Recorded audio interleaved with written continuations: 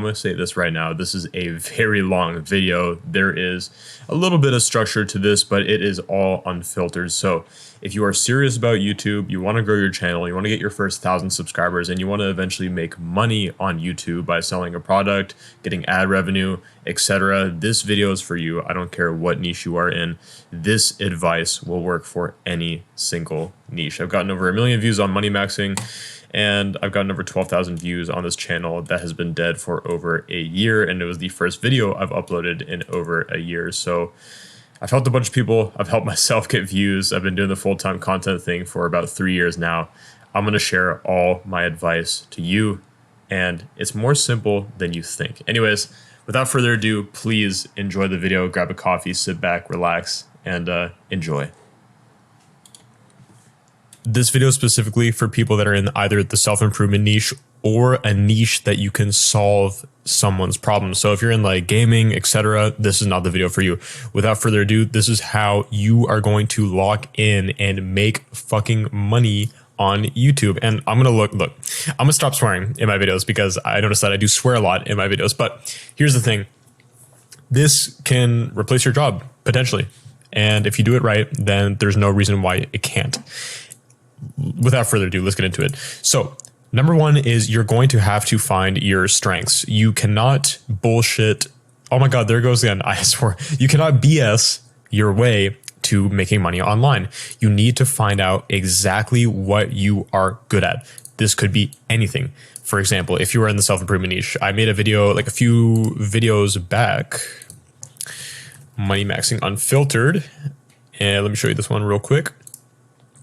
This video right here, the self-improvement niche could make 10K a month easily. I went over how you can exactly find your specific strengths within that sub niche. But let's say you're in, for example, I was talking to a person in the Unreal Engine 5 kind of 3D model artist niche.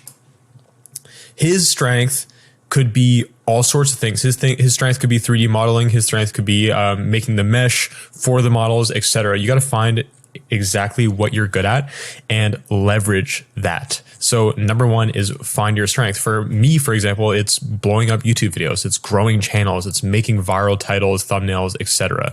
That is my specific strength. Now we need to move the needle forward. And I was actually talking to my guys that I work with on my funnel, and we were talking a lot about, what are the tasks that we need to do to actually move the thread or move the needle forward? So there's like a lot of micro tasks that you can kind of find yourself lost in. Like you could be working on your profile picture, like your banner, or like you're, organizing your files on your computer, like your Discord, etc. Like there's all these little like micro tasks that don't really matter in the long run. You need to think of it as sewing something together, like sewing a jacket or something like that, or fixing your freaking pants or whatnot. Are you going to make progress by just looking at the needle on the table, or are you going to make progress by putting the thread in the needle and then moving the needle forward while you sew your, said pants or whatever? It's kind of a weird analogy, but I hope that makes sense. So figure out the tasks that genuinely matter. And the first thing you want to do, right, is traffic. This is fucking important, and not a lot of people understand that without traffic, you're not going to be making sales. A lot of people like to focus on their courses, their products, what have you, etc. But all of that does not matter if you don't have traffic and if you don't have the specific skill set to generate traffic on demand. What do I mean by this? You need to develop your skill. I'm going to put S for skill, to develop traffic, right? So what I do when I'm working with my guys, my one-on-one clients, especially in the self-improvement niche, is I'm trying to develop their skill to generating traffic. And how we do that is I teach them how to stand out within the self-improvement niche, because it is a very big niche. Same thing as like growing on YouTube. You need to find a way to stand out in the said niche. This is the skill of creating traffic. You can't just make videos and just upload them anymore and get thousands of views. It does not work like that. It's not 2009, right? We're in 2024. We need to find ways to ideate to generate the traffic. So essentially, if you want to make more of this, which is going to make you money. It's going to make you the 10K per month. It's going to make you the 5K per month. It's going to make you sales, right? The way to generate traffic is to find a video topic that's proven to work. You can find a whole bunch of these. I mean, I could just go anywhere here and find a proven video topic and find a way to put your own creative spin on it and find a way to ideate and make the thumbnail and title different. Straight off the bat, this is a proven topic, how to actually outwork everyone. And I've seen this thumbnail before. It's like the turning on button thing. It's like the whole anime, you know what I mean? Whatever, inspirational stuff. If you do this kind of thumbnail on a fresh channel, on a fresh self-improvement channel, it's not going to work because it's already been done and it's already probably been done better. That's where ideation comes into play. That's where you find templates from different niches, thumbnail templates I'm talking about, from different niches, and putting it in your own niche, like I did with Toby. I'm sure you've heard about Toby before. Let me show you real quick, just in case you guys have not. We found this thumbnail template. It was pretty much the same thing. This one right here, 5 stages of self-improvement. We found this in like a consciousness niche or something like that. It was something strange. It had like 90K views. It was proven to work. And we put it into the self-improvement niche, and essentially we just changed the images and boom, 232K views. This is how you generate traffic. And now he can sell a product that is going to make him quite a bit of money. Keep in mind, this took us only an hour to make.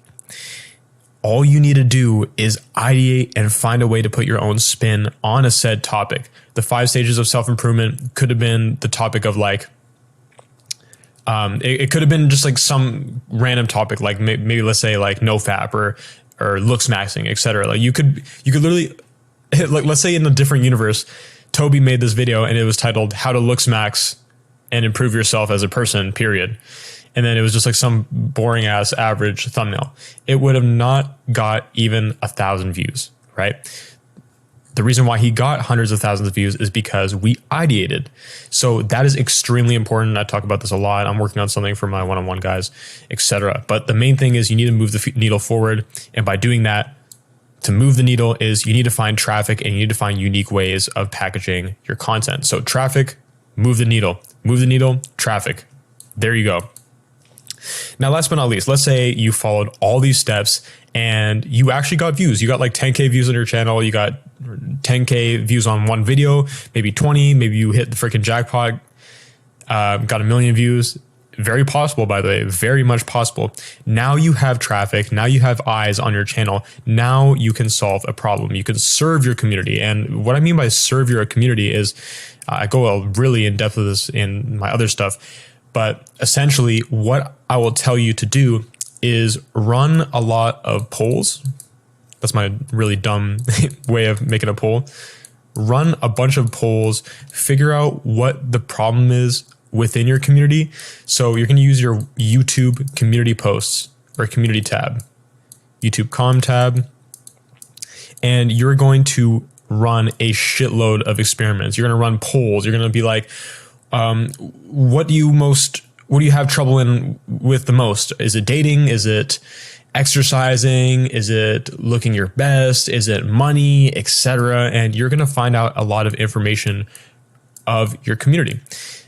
With that information, you can make better videos and you can make better products. More videos that people in your community want to watch equals more sales once you drop that amazing product that they are looking for. You can't just shoot in the dark. You can't just find the needle in the haystack. You need to serve your community. You need to understand your community, and you need to find out exactly what their issue is and exactly how you can solve it. Make your product fucking good. And that way you're going to make more money. That way you can break 100K with a fucking channel with under 10,000 subscribers. Not joking. I'm being 100% serious. It's possible. But this takes time, a lot of time and a lot of trial and error and a lot of testing, right? You have to test prices, etc. But the main thing you need to understand from this whole entire video is you need to find what you're good at. You need to make traffic, and you need to make that traffic unique. You need to make your packaging unique. You need to make your titles unique. You need to slightly find a way to differentiate yourself within your videos, because if you're just like every fucking average Joe that's trying to copy Hamza, you know, you're not going anywhere, right? Figure out what you're fucking good at. Make unique thumbnails and titles. Get the traffic, move the needle forward, serve your community, sell the product, lock in. 2024 is your year. We can fucking do it. That's it. And I'm going to drop a story time for my next video, and it's kind of like some motivational shit. So look out for that. Join the free school if you'd like. And if you want to hit me up, maybe apply for a one-on-one, let me know. I don't give a shit, man. Honestly, you know what? Have a good day. Bye. I'll see you in the next video. All right. I'm gonna hit a swim now. All right. Peace. Yo, real quick, if you want me to personally help you grow on YouTube, you should probably check out Winners Club, man. The results speak for themselves. And exactly what you get in Winners Club, do you ask? Well, you get direct one-to-one coaching with me. Yes, I respond to every single post. I do calls. I do ask me anythings. I actually help the people in my group, unlike other shitty school communities. You get my chill 1,000 subscriber system, so you learn how to get the click with simple thumbnails. You learn how to keep them watching without hyper editing, may I add, and you learn how to build a cult following on YouTube just by posting whatever you want. And you also get 200 plus winning thumbnail templates in the thumbnail vault. Anyways, if you want results like Robbie, my guy got 9,000 views in 10 days. He has 1,000 subs, by the way. If you want results like my guy Derek, 181,000 views in 2 videos. If you want results like my boy Harry, 270K in 2 videos, you should probably join Winners Club. So yep, let's get back to the video. Peace. I am a very big proprietor of experimenting, and I always tell you guys to experiment, but I want to give you a different perspective on maybe sometimes you might not want to experiment. So let me explain, right? I dropped this video about 3 days ago, and it is how to make the algorithm love you in 50 seconds. Now the video has almost 10,000 views. Now, if you look at my channel right now, you will see a very big disparity in views. So like this one has almost 10K, this one has 1K, this one has 5K, this one has 4.8K, this one has 3K, etc., and this one has 65K.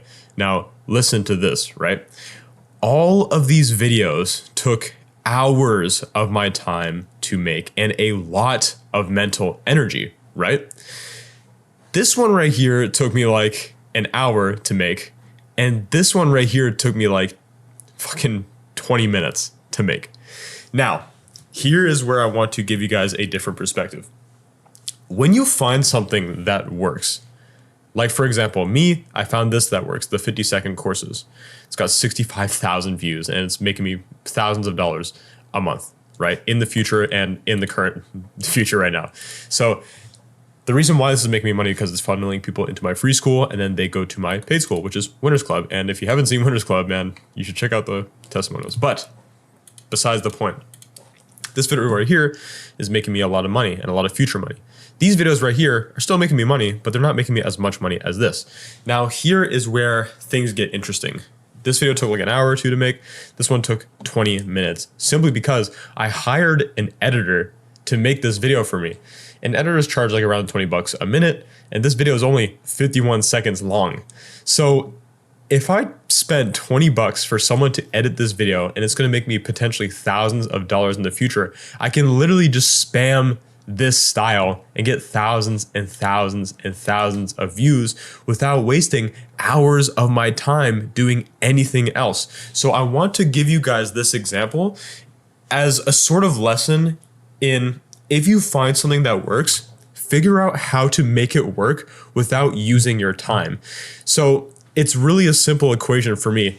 I'm done making these videos for now because why should I make these videos and spend hours of my time and mental energy in making these when I could just make these videos and just like script a video real quick and then drop it. Boom, that's it, and pay an editor 20 bucks. So I just thought this was super interesting, guys. And if you take anything away from this video, I would say you need to think logically and stop thinking emotionally at some point. Obviously, you need to think emotionally because YouTube is a game of creativity and it's a game of like making things you love. But at a certain point, when you figure something out that works, let's say you get a viral video that gets like 65K, 100K views, etc., you want to spam the fuck out of that style until it is dry. Right? Why not use the thing that works? It's the same thing as like Nike, right? Their logo is just do it, or their slogan is just do it. They haven't experimented trying different slogans when they figured out just do it. They just stuck with the just do it slogan because it works. Simple as that. So hopefully you learned something from this video. More videos coming soon. I also want to say I am doing a free live webinar, 2 hours fucking long on Thursday at 8 p.m. EST. Just join YouTube Maxing and you can go to the calendar right here and it's going to be right here. It is going to be crazy and you guys are going to learn how to make $100 a day on YouTube. That's all. Have a great day and peace. Bye. I am a big proprietor of trying new things on YouTube. I have 17,000 subscribers and I'm still pretty much experimenting every single day. I mean, I just started posting shorts and I hate YouTube shorts and I've always told people not to post YouTube shorts. So why am I making this video? It's because most people overcomplicate growing on YouTube. You know, I get a bunch of questions asked to me every single day for my free school and my paid school Winners Club, and they're always like, hey, is this a good video idea? Hey, is this? Or hey, is this that? And they always ask these questions that can be answered with one simple thing. And the short answer is literally just freaking experiment, right? It's like most people, the way they see YouTube, let's go on YouTube, let's go on MS Paint, sorry. They see YouTube as like this bomb, right? Let's make a bomb right here.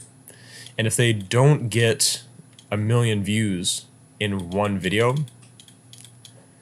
the bomb's just gonna explode. And then they start asking all these questions like, hey, is this the right title? Is this the right thumbnail, et cetera, et cetera. The real answer is that there's no right or wrong answer. The only thing you should be thinking about is this video gonna get people curious enough to click? And then I make a decent enough video for them to like the video, right? So with that being said, you don't really need to treat every single video as like a bomb and you have to get views in order to like survive this explosion. What YouTube is it's a game of experimenting, right? It's a game of trying new things and uploading videos no matter if they get views or not. I have 17,000 subscribers, right? And I have videos ranging from 200,000 views. I mean, I'll just go on my channel and I'll show you real quick. I have videos ranging from 200,000 views to 700 views, right? And the funny part is my second last video is at 10K views. And my third last video is at 4K views. My fourth last video is at 2.3K views. And here's the thing. I'm not too worried about views, really, because in the grand scheme of things, people's attention spans are so freaking short that they'll see that your video got low amounts of views. Maybe they'll click, maybe they won't. Maybe they'll leave a comment, maybe they won't. Maybe they'll hate the video, maybe they'll leave a hate comment, maybe they'll dislike. But the thing is, the fact of the matter is that they're gonna forget about you, right? And really, the only thing that happens is that you make a video that doesn't get views and you feel a little bad for like 2 minutes, right? And the reason why I'm saying this is to tell you guys that the fastest way to grow on YouTube is to get rid of the fear of not getting views on the platform and just fucking experiment, right? There's no point in overthinking a video just for it to get 2 views, right? If you spend 10 hours in a video and 8 of those hours was just overthinking and trying new things, or not trying new things, overthinking and just like overcomplicating the process, then you wasted 8 hours, right? When the video could have been done in 2 hours. So my number one advice to you, if you're at like less than 1,000 subscribers, even up to 10,000, 100,000 subscribers, maybe even have a dead channel with like 1 million subscribers. I don't know where you are, right? My philosophy on YouTube and my thing about it is that you just need to experiment. You need to see what other people are doing on YouTube, like literally just go on your homepage and just find something cool, right? And you can take whatever inspiration you find and just add it to your next video. Take from this, take from that. Good artists, they steal, right? good artists, they create, great artists steal. And if you don't want to steal from your competitors, which I highly don't recommend you steal from your competitors, just take from other niches that are completely different than yours. I'll give you a little example. So I made this video completely like from the dome, right? I just made it and I thought it was really creative. I thought it was going to get a lot of views, which it, kind of did way better than my last video. But then I was like, okay, you know what? I don't really want to make an 11-minute video. Let me try something new. And I saw this guy and he made a video and it got like 300,000 views. And it was like how to do something in 50 seconds or 39 seconds or whatever the case may be. And I'm like, dude, that's actually really genius. Like this guy made a 40-second video and it got like 300,000 views. Let me try that, right? The video's 51 seconds long. Took me like an hour to make. How to realistically explode on YouTube in 50 seconds. And little do you know, got 10K views. You know what I mean? I'm used to getting 2K views, 3K views, etc. Still getting views to this day. Haha, funny number. But that's the thing. It's like, you don't need to try hard on YouTube to get somewhere. It's like, all you got to do is just fucking experiment. The only reason why you're not growing on YouTube right now is because you're not experimenting, or you're not experimenting fast enough and you're not failing fast enough. Like literally what's going to help you more on YouTube is if you fail 100 times rather than the guy that fails 2 times. Like that's it. And eventually you're going to figure out your mistakes. If you review your videos, etc. after you upload them, you're going to figure out the mistakes. You're going to figure out what was bad about this video and what was bad about that video and what was bad about this thumbnail, what was good about this thumbnail. And you're going to figure out like what are your strengths and weaknesses. And you're just going to play on your strengths and get rid of your weaknesses. Easy shit. Boom. That's it. And to literally like leave you with some motivation before you go off and make another video, I want to show you the wins in my school group Winners Club. So if we go here, first video since monetization, 1.1K views. This guy closes first consulting client, got a win here, 200 subs. This guy's freaking, let's see this. This guy's getting thousands of views, 10 Patreon members, first video above 10K, 10K subscribers, 25 plus new subscribers, 5th best video in 6 days. It goes on and on and on. And these people, which is in my group called Winners Club, if you'd like to join it, link in the description. These people are all experimenting faster than you. And that's why they're winning, right? So literally, if you take anything from this video, the fastest way to grow on YouTube in 2025 is to simply try some new shit and fail faster. Have a good day. Okay, so I want to quickly talk about something that literally no one is doing, and you're leaving so many views on the table. So let me preface this by saying that I'm working with a guy named Toby at the moment, and like when I first started working with him, he was at like 10 subs, and his videos were good, but the thing is though, his packaging was really not there. So then we worked on this video, self-improvement is social suicide, 4.3K views, highest viewed video of his channel. And then we made another video called The 5 Stages of Self-Improvement. And now it's at 17K views. It's a 100x multiplier on 1 of 10 and vidIQ. And it's getting around 282 views per hour. And he's pretty much halfway to 1,000 subs. So how did we get to this point with only 2 videos? Well, the answer is really freaking simple. And I'm trying not to swear because I'm outside. But if we go here, I want to show you something. Like, let's take any niche, for example. It doesn't matter if it's self-improvement, if it's YouTube education, if it's freaking business. It really does not matter. Working out. Every single person makes the same video and has the same topics. So when you look at these videos, it looks the same. It's like, just imagine these are thumbnails, right? Same shit. Might be a little different here. Might be a little different here, whatever. But everything is really the same. But what me and Toby did was we basically took this principle and just decided to stick out like a sore thumb. So now he's a triangle while everyone else is just a bunch of squares. So how do we do this? And it's actually really, really simple. All you have to do is just see what sticks out and try to put it in your own niche. And it doesn't even need to be like a YouTube video. It can really just be anything you see in the world. Like if you're going downtown, like right now I'm downtown, well, I'm midtown right now in Atlanta, right? I'm looking everywhere. I'm looking at things that catch my eye. Like I might see an ad on the street and be like, dude, I can use that for a YouTube video. You know, I'll even give you my own example. I just dropped a video on the main channel. This thumbnail was something I took inspiration from a different niche. It was like a music production niche, and it was pretty much the same template, but it had like something about to do with music. But then I just used the same thing, the same principle, but put 24 views. No views, it's not your fault. This video is literally just why you get no views on YouTube. So which one would you click? Would you rather click a video that's like a freaking YouTube play button and like there's an arrow going down and it's like the same shit that you've seen, you know, 7 million times before, and the video title is like why you get no views on YouTube? You know, maybe you will, for sure. But if you see something like this where it's like no views, it's not your fault, and then it's like some anime dude depressed with 24 views, you know, that's a lot more, how would I say, it's a lot more intriguing. It's something different. It's a breath of fresh air, right? So I want you to basically use this principle with your own niche. Just really try to stand out. And the main thing, and I know, yes, try to stand out. That's like the most basic freaking advice that I could ever give you. But the thing that you need to understand is that you have to find a way to package your video in a unique way where people in your niche haven't seen it before. So for example, self-improvement is social suicide, period. And this video got 4.3k views for 100, it wasn't even 100, he wasn't even at 100 subs, he was at like 10 subs at the time when we dropped this video. For 4.3k views, that's not bad for 10 subscribers. Now at 520, geez, man, this is just crazy. But I really wish he wasn't growing this fast because I like working with Toby.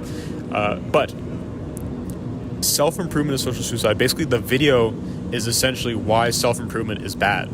So you may have seen those videos before. Like, if I just search up self-improvement is bad, a bunch of stuff is going to pop up. Why self-improvement is ruining your life, frauds.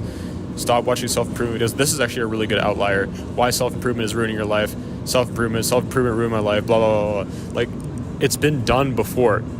But the way we package this, where it's like self-improvement is social suicide, period.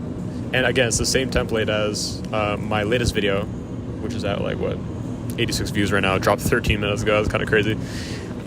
It's the same template, but we worded the title differently. Self-improvement is social suicide. It just makes you want to click. It's a different way of showing and representing information, and that gets views. If you can just literally stand out in like a really competent way, you'll get views. And I could talk about this all night long. But man, I just want to say shout out to Toby, one of my good clients. And hopefully you guys can use this in your own channel. It's fucking valuable. All right. So let's get views. And yeah, that's it. All right. Bye-bye. Yo, what's up, guys? I want to say thank you for everyone that watches these frigging terrible videos. But I do want to give you guys some motivation for Sunday. And these are some of the posts that have been made in one of my school communities called Lead Maxing. So my man Carl got his first call done, made some money. My man Vil booked his second call with YouTube. My man Alex got 76,000 views in just 18 hours. And my man Vil closed $2,000 in one client with YouTube. So why am I showing you this? Why am I saying this? Simply just to give you some motivation. Yeah, that's literally about it. And if you are struggling with YouTube, I'll give you this piece of advice right now. It might just be because you can't stand out within your niche. So that's like the hardest thing to do with YouTube. I think it's really easy to make content that's somewhat halfway decent, but the hardest part about it is to literally make you stand out. So the one tip I can give you, and I can actually pull it up, I could literally just go on like MS Paint. Go on MS Paint right now. I'll show you this, right? This is YouTube. You got YouTube videos all the time, and they look exactly the same.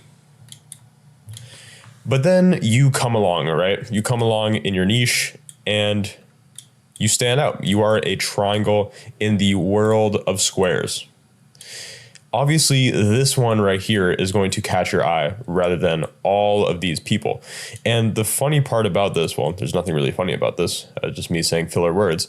But the interesting part about this is every one of these school posts that are showing off their wins, they have found a way to become slightly unique in YouTube and in their niche. So how do you stand out? I don't know why I said how do you become, but the real way to stand out on YouTube is to be really good at playing with subtleties. And what I mean by that is that you don't need to completely reinvent the wheel. You know, nothing's going to be better than the wheel. It moves in circles, it spins, it powers my car in the parking lot. It powers the buses, it powers everything, right? Like you're never going to reinvent the wheel. There's nothing better than the wheel. But what you can do is you can take the familiar, which is in our case, like the square, for example, and you can make it slightly uncanny. So what do I mean by this? You can make a slightly different looking square. So if you're used to seeing this all the time, and this could be like how I made $10,000 a month at 19, or like how I started a freaking lead gen business that made me 100K. Like you've seen all these videos that kind of seem the same, right?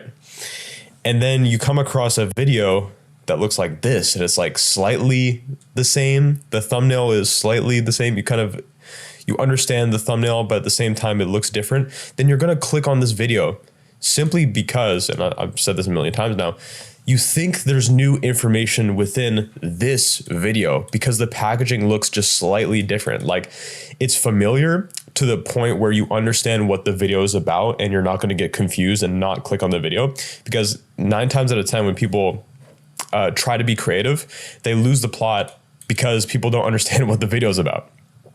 And that's when they make thumbnails that are just way too complicated. But when your thumbnail is slightly familiar, like it has like shades of like these squares, for example, then people know what the video is about, but it still looks slightly uncanny to the point where they think you have new information. So I'll give you an example, and I'll go to my own channel. And I practice what I preach, right? We go to the oldest video. Let's go to my oldest video. It's got 98,000 views. In the YouTube growth niche, there are tons of videos with like the YouTube analytics in the background, right? And I noticed this. I understood this a year ago. When I first started money maxing, I had like fucking 3 subscribers or whatever the case may be. But what I did notice was there was no one that changed the plot a little bit. There was no one that tried a new thumbnail style.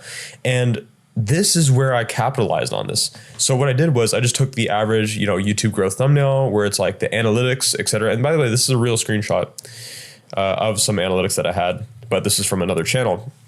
I took the analytics and I just slapped on a green frog. Again, it's creating the familiar with the unfamiliar. So instead of me being this black square that everyone else is in the YouTube growth niche, and by black square, I mean like YouTube analytics and like text that says like, do this now. You know what I mean? Like just like the generic YouTube growth stuff shit, right? And then I just became slightly unique by slapping on a green frog. And now I become this triangle. Now I become this weird red square. And now I stick out like a sore thumb. And now I have, where's my mouse? Oh, there it is. Now I have 98,000 views in this video. This one got 50,000 views. This one's got 17K views. This one got 200K views, etc. So I want to show you these wins. I just want to say it's very much possible to make a ton of money with YouTube, especially if you're a business owner and you just want to make more sales with YouTube. It's really not hard. You don't need thousands of views.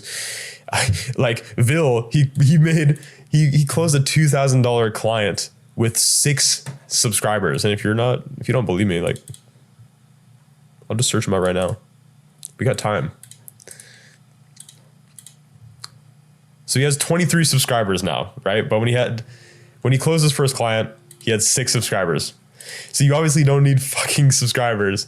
You don't need views to make or to generate more sales via YouTube. All you need to do is slightly stand out. Exactly like not exactly what he's doing because you're not going to stand out if you copy him. But what he's doing is he's slightly standing out because he's using the familiar and adding the unfamiliar. I fucking bet you $1,000, right? I'll bet you $1,000 that you can't find a thumbnail that looks exactly like his thumbnails. He slightly flipped the script in a way where people understand what the video is about, but it looks new and it looks like he has new information. So shout out to Vil, 23 subscribers. He's about to be at 1K here soon. It just takes that one video, but that doesn't matter. Like, he's still getting sales, so fuck it, right? Anyways, that's all I got to say in this video. I just wanted to give you guys some inspiration. It's really not hard to grow on YouTube. I wouldn't say it's not hard. It's not hard. It's not hard. It's simple, but all it is just a time game and a numbers game. You just need to keep uploading videos and you will get there. Anyways, have a great day. I've been rambling too much, and talk to you later. Bye. What's up? I was actually editing a video and it's a case study of one of my clients. I'm sorry, this light is very bright. I'm trying to get used to it, but my client Mike, he made a really good point in this case study video, and it's going to be dropped. It's going to be uploaded on the main channel, so I'll show you that in a second. But what he said was YouTube takes sometimes years to end up showing you results. So if you're a business owner and you're making a lot of money with your business in general, maybe you're doing like cold outreach or you're doing Facebook ads or whatever the case may be, but you want to grow on YouTube because you know the power of YouTube, well, it might take you years. Like, I'm just going to be honest with you. But in today's video, I want to show you how you can fast track that and how exactly I fast track that with Mike and with a ton of other clients that I worked with and a lot of people that I've just gave general advice with. And this has helped me with my own channel as well because I've grown multiple channels. You probably know my story. This is on my unfiltered channel. So if you don't, I have tons of videos. I don't want to waste your time with intros and social proof or whatever. But essentially, in today's video, I'm going to show you how to basically go from here, which is you right now, your channel, to here, becoming an authority in your niche. So right now, you're a nobody technically in YouTube terms. So one thing that you're probably going to do, and this is what most people do, is they upload video after video after video after video after video after video, and they get little to no views. So they get like 0 to 100 views or whatever the case may be. You might not even get like 100 views, or maybe you got 2,000 views and you don't know why. But the craziest part about this, and it's probably not so crazy because it's your reality, it was my reality once as well, is that you're not booking calls with these YouTube videos. Or maybe a video gets a few views and books a few calls, but you realize that, okay, if this video could book calls, if only it gotten thousands of more views, I would have been booked and I would have made so much more money. And this probably pisses you off, and you're probably going on YouTube, finding these YouTube growth gurus, and they're telling you to do this thing, or they're telling you to do this thing. Everyone has like a different opinion on how everything works, or maybe they're just giving you like some bullshit advice like, oh, just be genuine, or oh, just give people value. Well, it just doesn't work, because if you could get advice from these people and it actually works, then you would be booking calls and you'd be making a lot more money. So I'm going to show you exactly how you can kind of get rid of this and actually start booking calls on YouTube and actually start targeting the audience that would give you money and would become super mega fans of you. So actually, in this interview I did with Mike, I would highly recommend watching this because this is really insightful, especially if you're starting YouTube, because this guy he's been through everything. He's been making content for years, and now he's finally starting to get some sort of traction. But what he said, and I found this really, really interesting, was that if you had 1,000 like die-hard loyal fans and they paid you $1,000, which is only like $86 a month, that's $1 million business in a year. And that's only with 1,000 true die-hard loyal fans.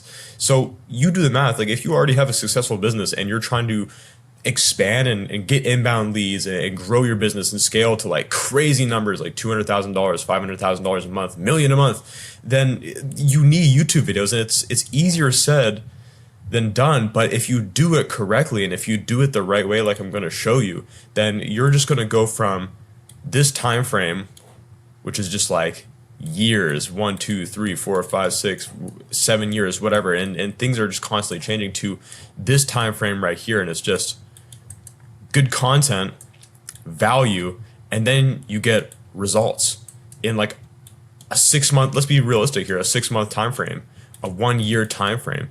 It all depends on who's helping you and how well you do things and how well you understand this knowledge. But I'm going to show you like everything that I've done to do this with my own channel and other clients' channels. So without further ado, like, let me stop fucking around and let me show you. So one thing that people like truly don't understand is that they don't know who exactly they're targeting. So I've been on sales calls with guys doing like crazy numbers, 50K a month. The guy had $200,000 a month. Straight from outbound. He wasn't on any social medias, etc. And he told me that, you know, this is my channel, blah, blah, blah, and I'm going to look at your channel. I looked at his channel, and he was making like these weird ass videos, and no offense to him, but it was just like super AI generated thumbnails, and like he didn't understand the game at all, and he didn't understand like who he was actually trying to target. So one thing that you need to do like right off the bat is stop posting a shit ton of random ass videos. Like you're posting these like motivational videos, or like how I do this, how I do that, or like just how to whatever, like anything other than like helping your niche. What you need to do is you need to figure out like, what do you offer? So here's your offer right here, and let's say you make 50K a month, 50K a month with your offer. Who do you serve? So like, who's the people that you turn from sad to happy? And what I want you to do is think about your process. Let me fucking, excuse my language. Let me put this up here. So I want you to think about your process and how you do things. So like, it might be a step-by-step process like this. Maybe it's like a 4-step process in 120 days. I want you to think about what exactly you teach the person that you're trying to help, and how exactly do you help them, and try to make videos based around how you can show them the blueprint without holding back anything, and just show them how to do it on video. So one great way I like to explain this as is, if you had a time machine, so let's say this box is a fucking time machine, and you could go back to see your past self, and you could tell him anything you want to make him more successful than you are right now, what would you tell him? And how would you tell him? So that's the kind of content that you want to make. And I know I bring this up all the time, but this is such a good example of someone that went from like making random-ish videos to making targeted videos and ending up just reaping the rewards of his channel. So Mike, like literally the guy I showed you, the the case study that we made, and the one I'm editing, the one I'm going to drop, I'll probably put it in a link in this video. He went from just making like random videos like, here's how to hit 10K a month using high level SaaS, agency owner's guide to 50K a month. I wish I knew this before running an agency. This is a better example. 5 habits keeping your agency broke.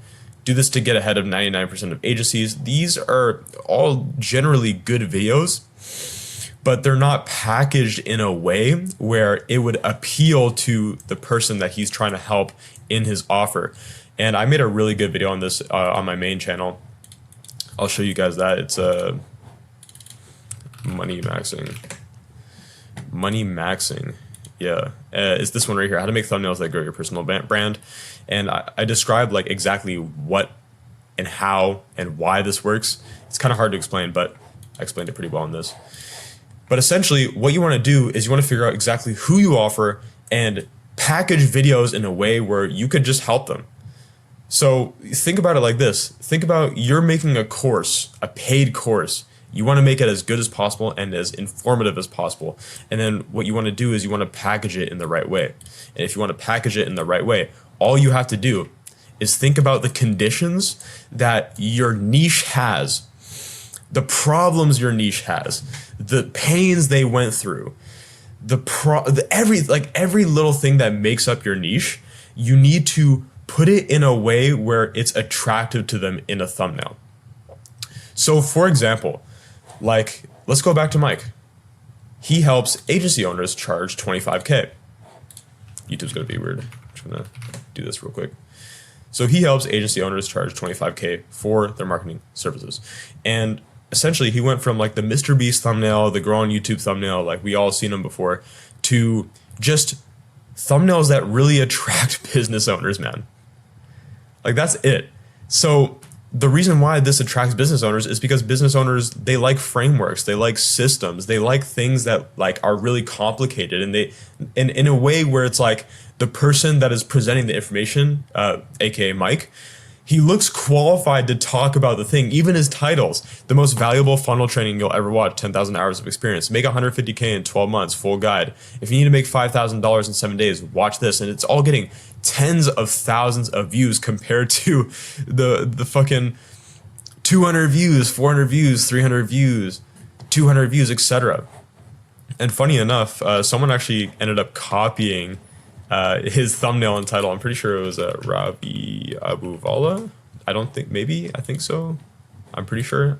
I'm not trying to put anyone on blast. I'm just saying like this stuff works, and people that are more popular than him are seeing that it works, and they're trying to, you know, how would I say it? Jump on the boat. And like, there's nothing wrong with that. Like I've done it before. Everyone does it, but I'm just showing you that like this stuff really works, because if people like Ravi Abuvala, super qualified person in the business space, is copying Mike, you know, much more smaller, Mike has 25,000 subscribers. When we first started working with him, he was like 17,000 subscribers.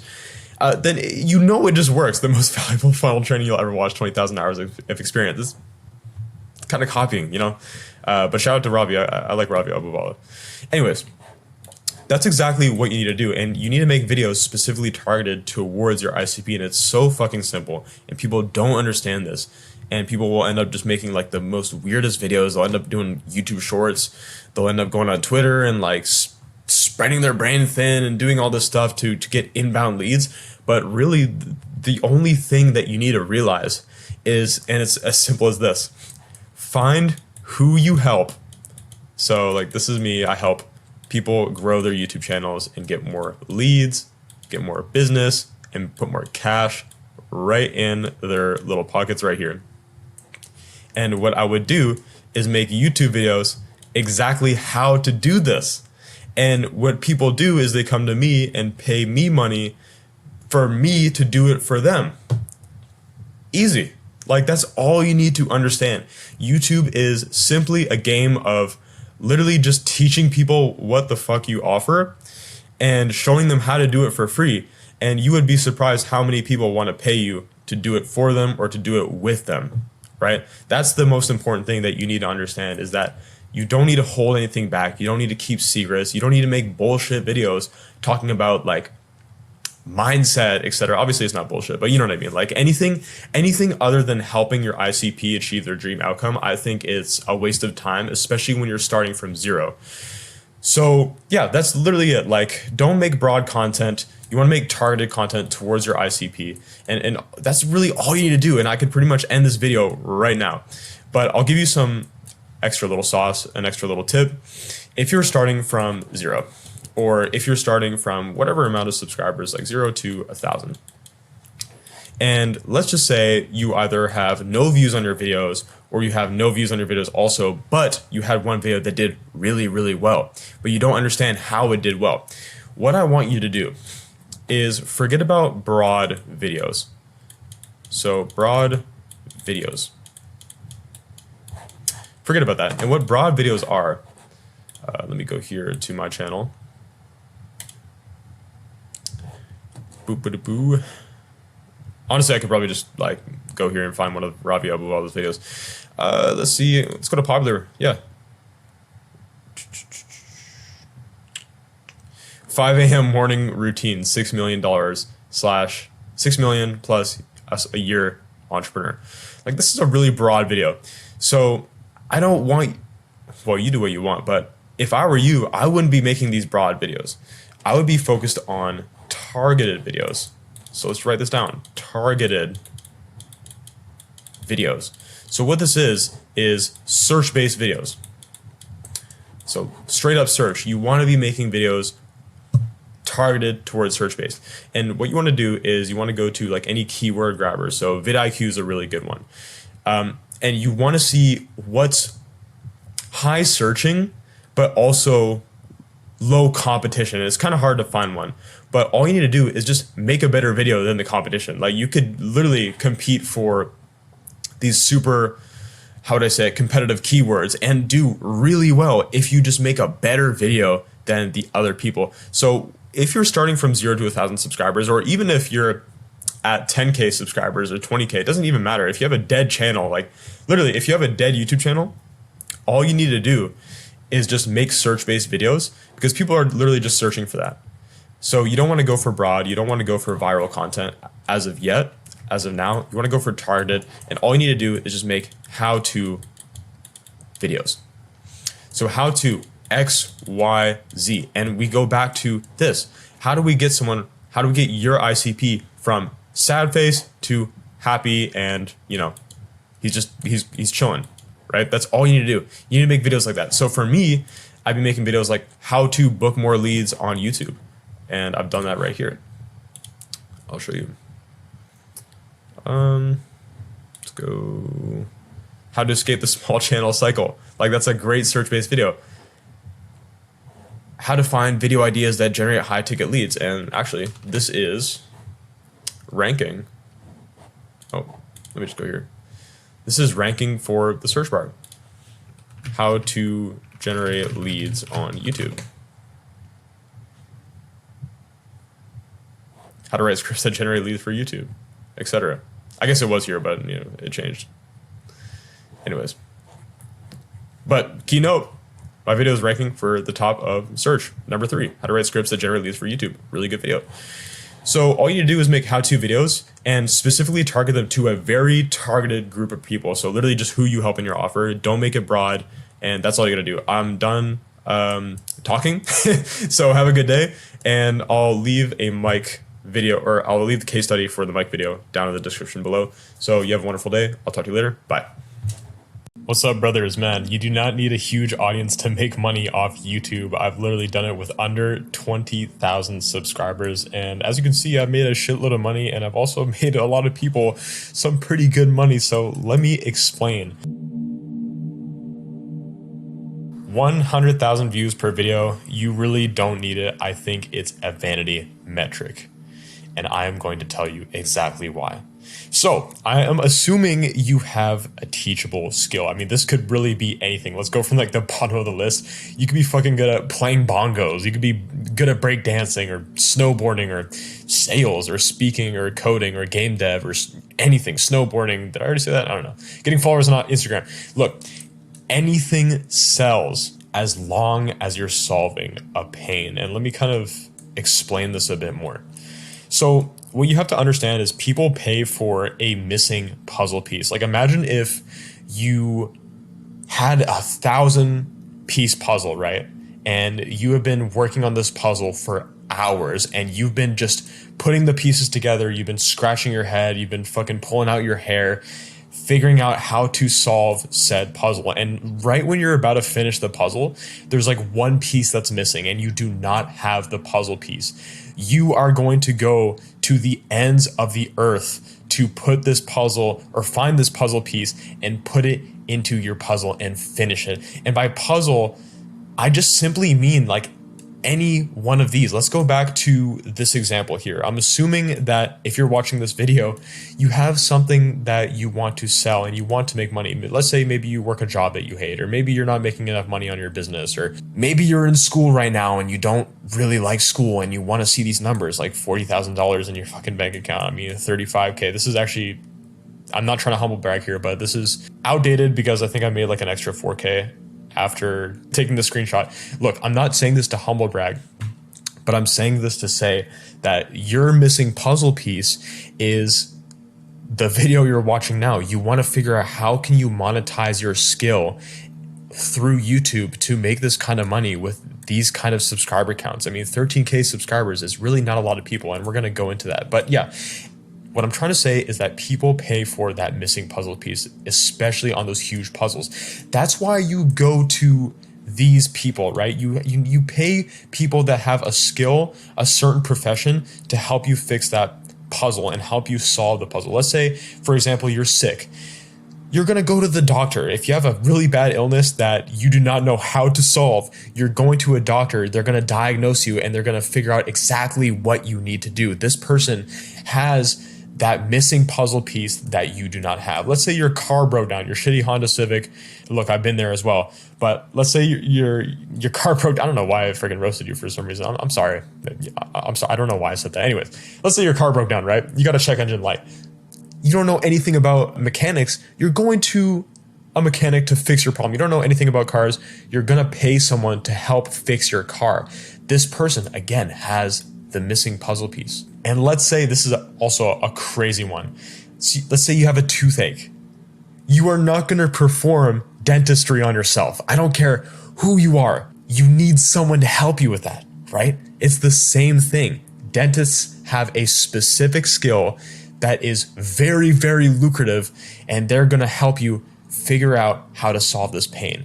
And what do all these people have in common? They have one specific skill that is extremely valuable. So if we go back here, and trust me, let me explain how you're going to make money like this with very low subscriber counts and very low view counts. I'll tell you this all in a second here, but these people have a skill that solves someone's pain. Speaking solves the pain of anxiety and being anxious in front of speaking in front of huge crowds. Sales fixes the problem of little to no money. Getting followers on IG fixes so many problems. Could fix a fucking vanity problem. It could fix a problem of not making enough money through selling your product, kind of like what I'm doing. Snowboarding. Let's say you're a professional snowboarder and you want to make it to, the big leagues, and you need a snowboarding coach that solves a specific pain. Coding. Let's say you want to make the next big indie game. You don't know how to code. You find someone that knows how to code and learn from them. That's a pain. All these things have a certain pain that you can get solved by someone with that missing puzzle piece. So I want you to understand what you're good at. Figure out what exactly you're good at and figure out how exactly you can help someone get good at the thing that you are already good at. It's so easy when you break it down like that. And now you have the specific skill. Perfect. But this is probably your pain that you're experiencing right now. It's getting traffic. And let me tell you this right now. All you need is simply a little bit of traffic, because look at this, right? This is 100 people. And if you don't believe me, you can actually just search up 100 people in a crowd on Google Images, and you'll find this image. Click on the link on that image, and it's a website called crowdvisualizing.com or something like that. I put it in my group and my community, but I didn't find the link for this. But this is 100 people, right? You can count it if you don't believe me, right? Just pause the video and count, and whatever. This is 100 people, and that is quite a bit of people, right? If you think about it. So if you get 100 views on a video, this is who you're making the video for. Now let's say you get 500 views on the video. And if you don't believe me, you can count each and every single one of these people if you really don't believe me. But if you get a video with 500 views, this is who you're making a video for. So let's just say you're really good at coding. Let's say, for example, the most randomest example. Let's say you're really good at coding and you make a video specifically on how to make the next best video game. And then you have a link to your product in the description. 500 people are going to watch your video, and I guarantee you at least 5 of these people are going to click your link. Let's say you have coaching that is $2,000. And let's say 2 people buy your coaching off this 500 view video. Let's say you really know your shit. That's $4,000 off a 500 view video. And this is just an example, right? You really don't need a ton of views to make a bunch of money. I mean, look at my channel, for example. Look at Nate Wells' channel, for example. Look at KJ Rainey's channel, for example. By the way, I really like KJ Rainey. He's a great guy for copywriting. Look at Tom Stoick's channel, for example. All these people, they make a shitload of money because they're really good at something. They know exactly what their specific skill is, and they're just making videos, and some of them don't go viral. Some of them don't get 100,000 views. Some of them don't get 20,000 views, but they get 1,000 views, 500 views, 2,000 views, 3,000 views. If you can get these numbers, which is very, very simple, you can sell a product. And let's say you get lucky, you get a 10,000 view video, and obviously it's not luck, but let's just say you get 10,000 videos, 10,000 views on one of your videos. This is who you're making a video for. A whole fucking stadium of people. 10,000 humans with some sort of money in their account. And just imagine you have a really good offer. Just imagine you have a really good product and you know how to help someone out. A few of these people are going to buy it and you're going to make some good money, and you're going to get that money put in your bank account, right? If you know what you're talking about and you have a specific skill. So think about this next time you make a video. Think about this next time you make something to help someone. This is who you're serving. And it's so easy to get these views. And I'm not just talking out of my ass. I mean, I've helped this guy named Richard, right? He's in the self-improvement niche. He's at like 500 subs now. You can check out his channel if you don't believe me, Unconventional Self-Improvement or Unconventional Improvement. And this video's at like 15K now. I think it's at 15 or 13K, but in literally 2 videos, he only has 2 videos uploaded. He went from 500 views, right? Which is this many people watched this video, his first video, to 10,000 plus views, now at like 15K. I'm pretty sure it's either 13 or 15K. It's kind of bugging me that I don't know, but I've been keeping tabs. But anyways, let's say this has 15K. He has this many people watching him, plus like 3,000 to 5,000 more people. So that's like plus 10 of these, or however much. I'm not really good at math, okay? That's fucking insane for 2 videos. And once he has a product, he's gonna make money. It's a foregone conclusion. Like that's Mike Tyson's first boxing trainer. What's his name? Shit, I can't think of his name off the top of my head. But that's what Mike Tyson's boxing trainer said. It's a foregone conclusion that he's already going to be a world champion because he's putting in the work and he already has that specific skill set and the determination to win. It's the same thing with YouTube channels, dude. 300 subs. He now has 500 subs. He has 500 people that actually like him. Now he's got 10K views. He's got this many people watching him. He can sell a really good product and make money. Same thing with Jonathan. Dude, this guy got 38K views. I mean, this is one of the other people that I help. But we got 38K views on this one video 1 month ago, 37x multiplier, how to write a perfect rescue arc. His specific skill set is making better writers, right? This solves the pain of, oh, maybe my ebook isn't selling. Maybe my scripts aren't good. Maybe my emails aren't good. Maybe this isn't good. And if you can improve the writing, you make more money. So that's the pain he's solving. He has 38K views on this video, how to write a perfect rescue arc. So he's targeting specifically like storytellers, right? That's 3 of these, 3 stadiums full of 10K people, almost 4 stadiums of these watching his video. Making money is a foregone conclusion for him. And obviously for my example, money maxing, helping YouTubers go viral, I'm solving the pain of, yo, you have a good ass skill and you can make a shitload of money, but you don't know how to get views on YouTube. I'm the guy that knows how to make views on YouTube. 16K views 2 weeks ago on a 2-hour long video. And obviously you don't need to make your videos 2 hours long, but I'm just saying 16K views, that's 1.6 of these. Do you understand where I'm getting at? You really don't need too many views to make money on YouTube. And I simplified it to this, right? You have the missing link, the missing puzzle piece that someone is willing to pay you money to help solve.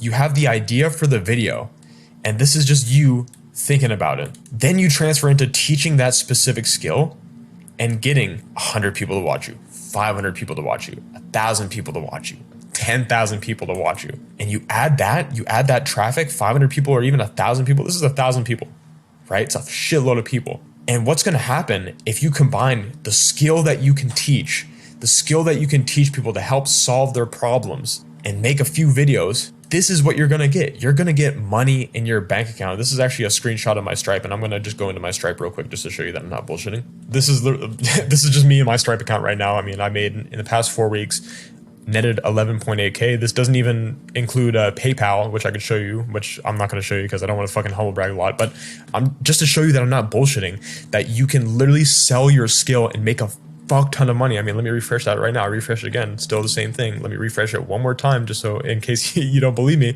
Netted over $100 today, $100 yesterday. It's crazy. I mean, this is what can happen if you can simply figure out what you're good at and just monetize that and get a few hundred views, get a few thousand views. This is exactly what you can do, and it's freaking insane once you know how to do this. And this is just Stripe alone. PayPal, I think I made like 10K last month on PayPal. So I made fucking what, 20K, whatever. I don't know. I don't know how much I made, but I'm just telling you this to tell you that if you have something that you're good at, and let me go back to Myro real quick. If you have something you're good at, you making money online is a foregone conclusion. It has already happened. All you need to do is take action. All you need to do is just make that one video. All you need to do is just set up your offer right, and you can fucking do it. So please take this information with a grain of salt, get to work, and just start now. Have a wonderful day. Bye.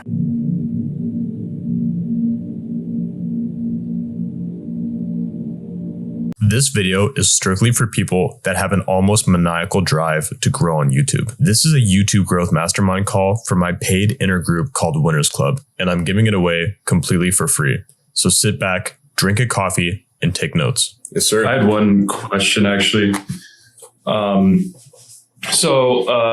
For background, right now I work full time throughout the week. I do the marketing for an AI SaaS. And I do really like that role and like what I'm doing there.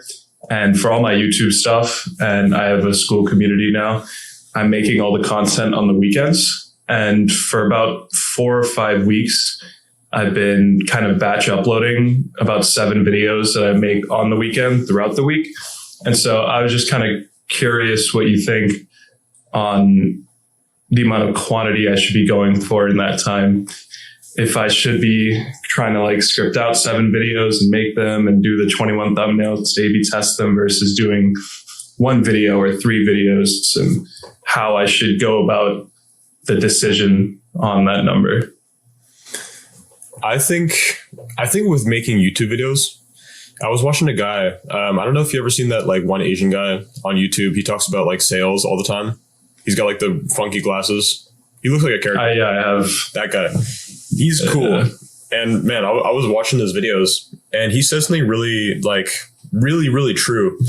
It was something along the lines of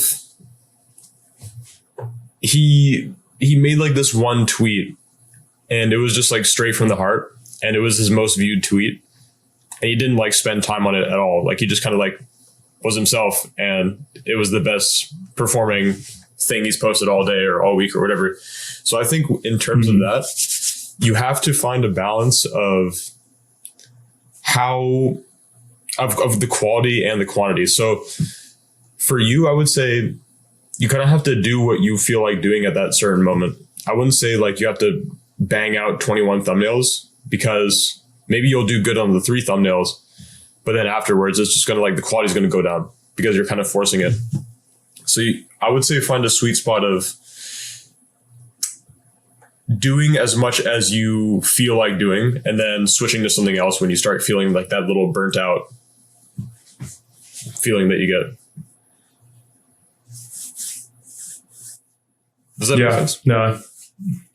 Yeah, it does make sense. I mean, I would say that at least from like my feeling standpoint, I can kind of like, I'll do the work anyways, I guess, is my, like, I felt like I would be able to sit down, do like 8 to 10 hours for those 2 days. And so, but then I see like, if I spread it across like 7 different videos, then I see the quality drop overall on each of them. Like not as much of a script, not as much as the like high quality thumbnails as well. But yeah, no, I get what you mean. Do you like, what's your main goal? I'm just curious. This is like straight from curiosity. What's your main goal with your YouTube channel?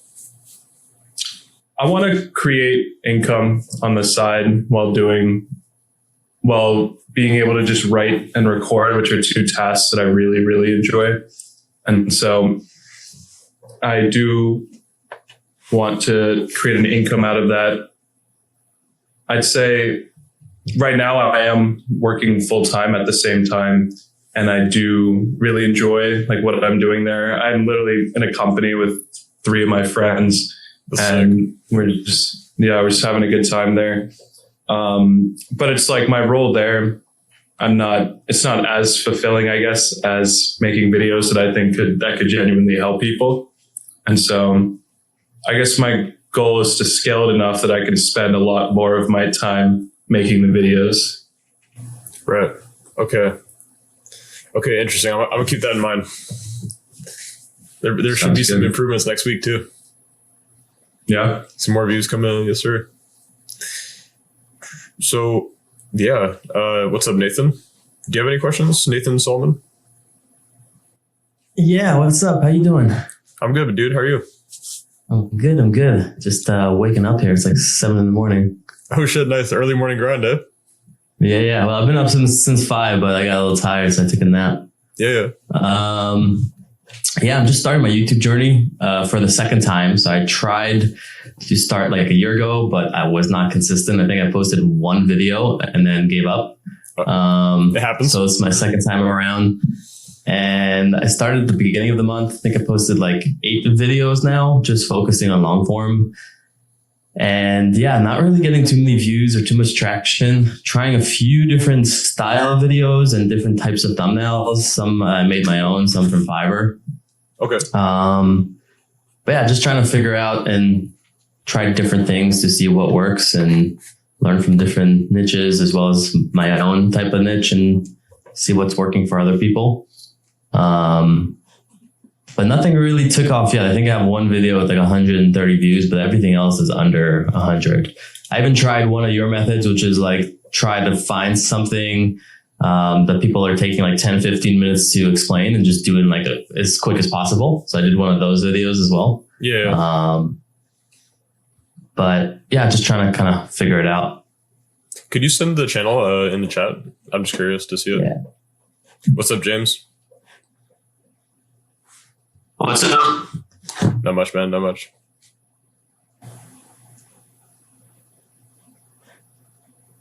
Okay, I want to check this out real quick. Do you mind if I check it out on call? Yeah, go for it. Perfect. Roast me. That's for the live streams, man. I was on live stream last night, and not last night, it was like a few days ago, and some comments just, ooh, had to say something. Let's see this. Easiest way to make money. Yeah, so my first 2 videos, I definitely did my own thumbnail. I'm trying to send people to a landing page to just grab their email, create kind of like a free course and push people to like a school community that I'm still working on. Okay.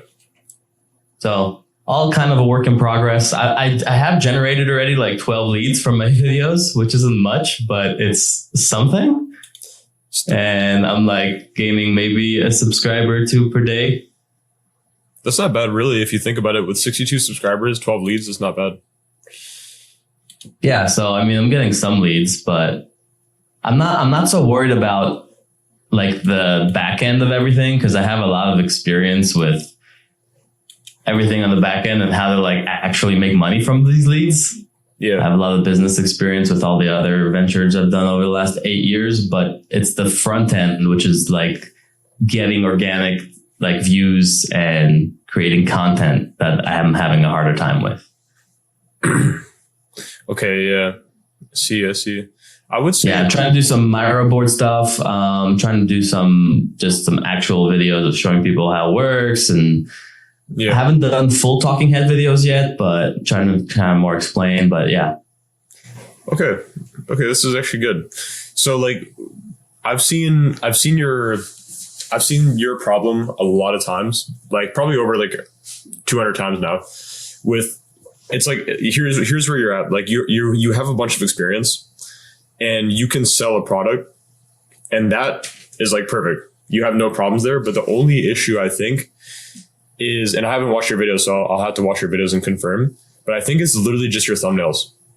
Because there's a problem where entrepreneurs, they're really good at making videos, or like good enough to make videos that get thousands of views, but the thumbnails is where they struggle at the most.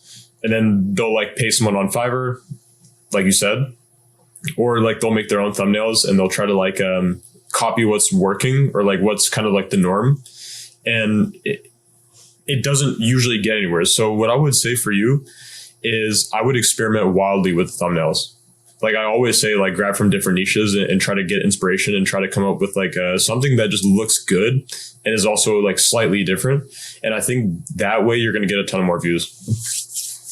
Got it. And I should just do my own thumbnails, because the first 2 I did, and then the first 3 I did, and then the next 4 I paid someone on Fiverr, and then this last one I did myself as well.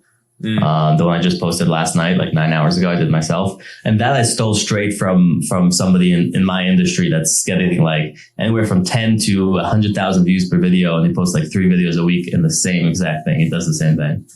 Yeah, I've seen this kind of thumbnail before, actually. And that's the thing, like you would have so much more success if you stole from someone that is like wildly outside of your niche. I've literally taken from like the knitting niche. I swear. I feel like, you know what I mean? Like there's so many good niches out there with like amazing thumbnails that could work in just completely wildly different niches, right?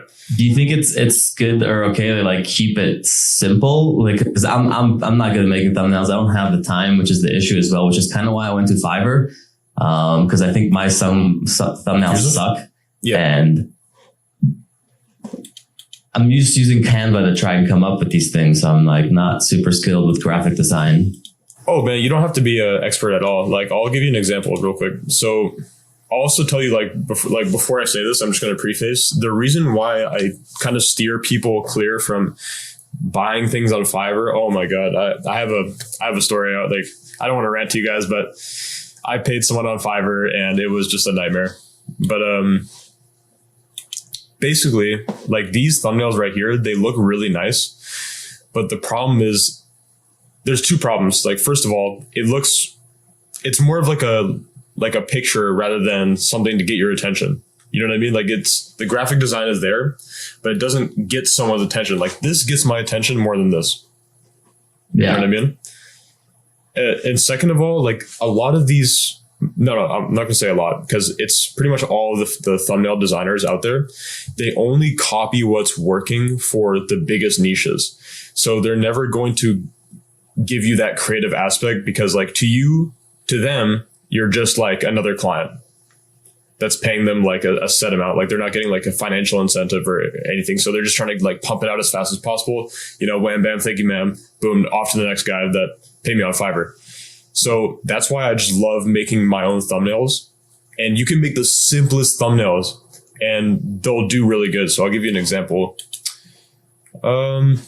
This one right here, I made a video and I only get like 4K views ish on each video I drop. But this one got 14,000 and the thumbnail is like really simple if you look at it. It's literally just I like the simple thumbnails, like because that's what I click on as well when and I watch a lot of YouTube usually. Like over the years, I'm not on Instagram, I'm not on like any social media besides YouTube, and I always get like drawn by the simple thumbnails that I can read, I can understand it right away. Exactly, and they just grab your attention. So I would say like you're probably good with just making super simple thumbnails. It just depends on like the image or the idea behind the thumbnail. So if I could leave you with like another thing, whenever you make a thumbnail, I would make a post in the school and like ask for opinions or like even like run a poll and have like 4 different thumbnails and see which one people like the best. Because you'll get a lot of information that way. What about titles and stuff? Because I'm kind of just using ChatGPT and stealing from my industry because I'm trying to also, since I'm a new channel, I'm trying to rank for some keywords like how to make money online and stuff like that. So I'm kind of shoving them in there. But do you think I could change up my titles at all? Or should I just kind of keep taking from what I'm finding? With titles, like the best advice I could give you is just make it, how would I say it? You have to understand the idea behind the video in like 0.1 second. Like if your title is like too hard to understand, if it takes like 1 second to understand what the title is about, then it's like, it's not a good title. So just the best rule of thumb is like, is this title easy to read? And do I understand what the video is about? Got it. Okay. Yeah. Just keep it simple as well. Yeah, keep it simple. And you'll find so much like inspiration from completely different niches. If you make a new YouTube channel and you just type in something random like that you'd never type in before and like build an algorithm, you're going to get a bunch of these like really popular videos from, I don't even know, Lego. You know what I mean? Like anything. And they have like the most unique titles and you can just literally take them because they don't care. Like you're in the SaaS business world, right? Like they don't even know you exist, right? So yeah. Interesting. Okay, yeah, I'll have to maybe start a new one because I've tried to go the incognito route, and I don't like some stuff come up, but every time I'm in my own YouTube, it's just all the stuff I've been seeing forever. Exactly. You actually give me this can help everyone here. You just reminded me. I saw this the other day. You have like these little tabs here on YouTube, but if you scroll right here to the bottom, I don't know why it's all the way at the back, but you can get new to you, and it's just videos that you've never seen before. So this blew my mind because we can just use these as inspiration, and we've never seen them before. But yeah, hopefully that helps everyone in here, because I think this is information that everyone can use. Yeah, I'm just gonna keep trying more things. I'm not putting on this until I'm figuring it out. So, just keep testing different types of intros and different types of packaging. Because I think once I figure it out, I'll be able to at least get I would think 1,000 or 2,000 views per video. Yeah, you're in the niche where there's obviously significantly less people than, let's say, gaming, for example, or commentary, right? But all you need, and you don't even need that many views to sign clients and get leads. 16 leads. Was it 16 or 12 leads? I think I got 12 leads so far since I started posting. Was it 3 weeks ago now? Yeah, 12 leads and with 62 subscribers is actually pretty crazy. So I think you're on the right track. Cool. Yeah, I'll keep trying things. Thanks. No worries. Let's see. Tsukaya sent me this. Manage orders. Fiverr. Do you do Fiverr? No, this was years ago. I used to order them. Oh, okay. I see. I took an SEO course and they said basically go to Fiverr. Regret. Yeah, we've all been there. Simple, bright, or emotional capturing thumbnails. Yeah, exactly. But yeah, does anyone have specific questions? I think Solomon said something earlier. He said, can a new thumbnail revive an old video with bad views? Yes, it can, but I feel like reviving old videos with a new thumbnail is kind of like trying to capture a unicorn with a machine gun at Walmart. It's really hard. That's the main point. And the reason why I say this is because you have to be able to figure out if the thumbnail was just bad or the video was bad. Because no matter how good a video is, if the thumbnail is just not good or the packaging is not good or the idea is not good, then no one's going to watch the video. So you kind of have to figure out, hey, is this video good? Is it worth reviving or is it not? Yeah, like putting lipstick on a pig. That's a good example of that. And the only way to figure out, not the only way, but one of the big ways to figure out if your video is actually good and you should revive your video with a new thumbnail is read the comments. Is there a lot of comments? Does it spark curiosity? Have people actually watched the video? You can even go in the analytics and see your AVD, etc. But if there's no comments and people aren't watching the video, then I would just say go to the next video. Definitely. What if it's already gotten the comments, like you said, and the thumbnail's already on point? It's performing well. How do you revive it then? Let's just say the impressions have just gone back down. So it's kind of done its thing and it just died off the impressions. Is there a way to revive it from that point, even though it did really well? Even if the video is good, the video is good, but just the impression is just flatlined. Yeah. And the thumbnail's good as well because it was an outlier. Let's just take my most popular video, for example, the eat one, where I got a bunch of comments, a high click-through rate, but now the impressions have just died off. So how would you revive it from that perspective? That's a good. It's hard to answer that question. I can't answer it fully with conviction because sometimes I'll make a video, my oldest video. The dark method to grow on YouTube, that was stuck at 100 views for weeks. And then just all of a sudden just exploded. So my theory on that is that maybe just the algorithm didn't know or like didn't think my channel was real, or like, I don't know, like, you know, there could be all sorts of things, right? Like, I don't know how the algorithm specifically works. No one does, actually. Like, it's actually quite a mystery. But I would just say you're better off going to the next video, because YouTube might just do its thing and recommend that video months later down the line. You know what I mean? Yeah, maybe one of the way to pump start is you got a similar YouTube video and you say, hey, check this video out. Maybe that'll like give it that life. Yeah, that's a good point, because you could do just that and videos might just blow up. You never know.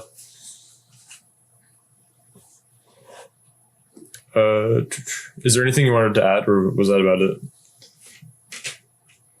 Yeah, that's about it. All right, perfect. James got a question? Yeah, I was just wondering, is there any chance you might know of any kind of fitness channels that have thumbnails that I could take some inspiration from? Because I'm struggling to find thumbnails that are unique in any way.